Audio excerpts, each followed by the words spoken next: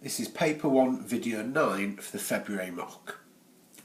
The first topic we're going to look at on this video is index laws. Now here we've got a question that would be very easy on a calculated paper, but with this being a non-calculated paper we need an alternative method, something that uses index laws. The first thing I'm actually going to do is, because I want to write 9 to the power of something such that it equals 3 to the power 6, I'm actually going to change this 9 to start off with. We know that 9 is equal to 3 squared. So here, what we've got in brackets is exactly the same as the 9. So if I now just put a little x on the outside, these two represent the exact same thing.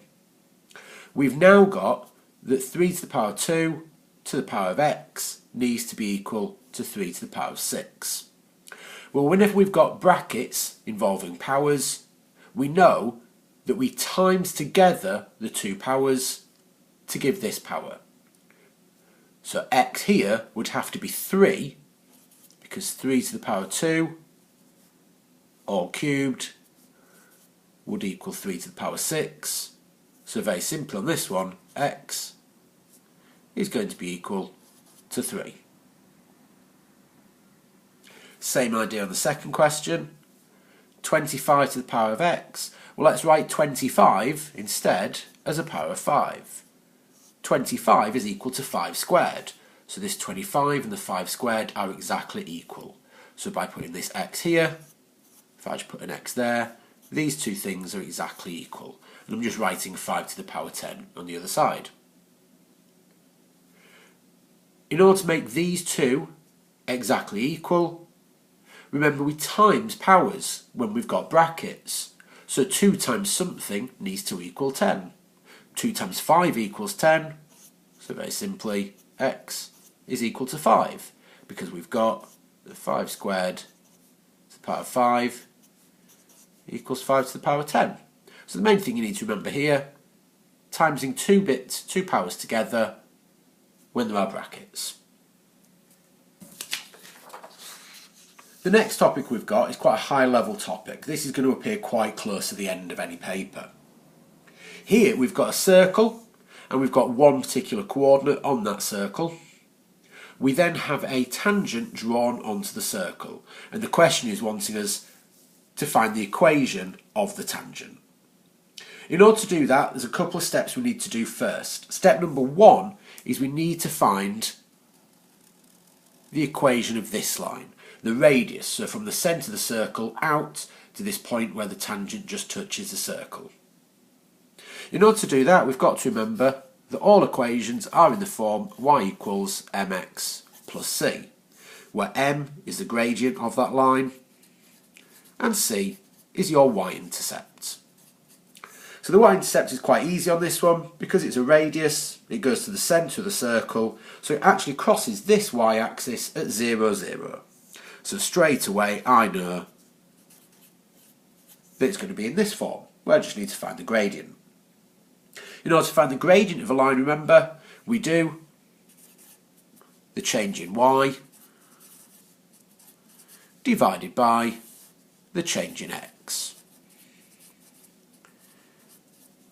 So as I said before, if this is 0, 0, the change in y is simply the difference between the two y coordinates at the start and the end of the line. So the difference in the y coordinates here from 0 to 5 is just 5. And the difference in the x coordinates, so from 0 to 2, difference there is just 2. So we've got that the gradient will be 5 over 2. So I've just put gradient as 5 over 2. Now this is the equation of the radius. That would get us a good couple of marks already. We now need to use this to try and find the equation of the tangent. Here we need to bring in one of the circle theorems. We know that a radius and a tangent meet at right angles. Therefore these two lines are perpendicular. So what we need to do now is bring in the fact that perpendicular lines have a little bit of a link, or that gradient does anyway.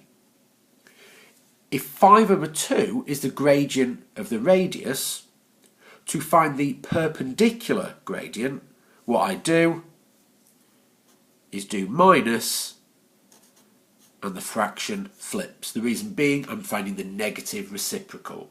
But when we do that to fractions, we put a minus in front and flip the fraction.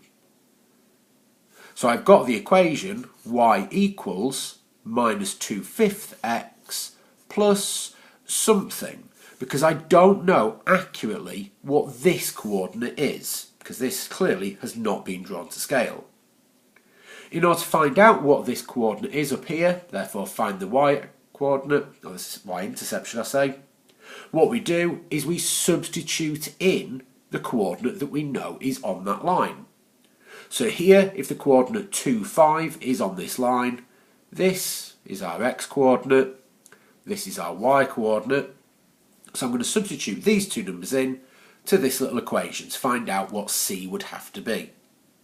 With y is 5, replace y with 5, minus 2/5 x, well, x it says here is 2, so 2/5 times 2, plus c.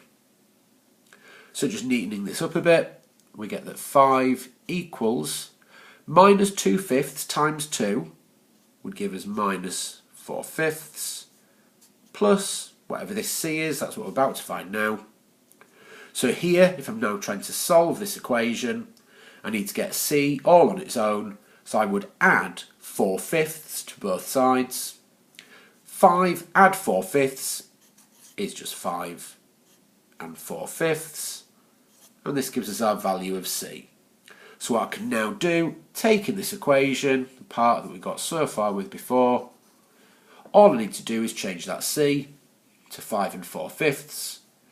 So we get that the equation of that tangent is now y equals minus 2/5 of x plus 5 and 4/5. You could obviously work in decimals, but normally fractions are a little bit easier, especially when you're having to do your negative reciprocal for the gradient.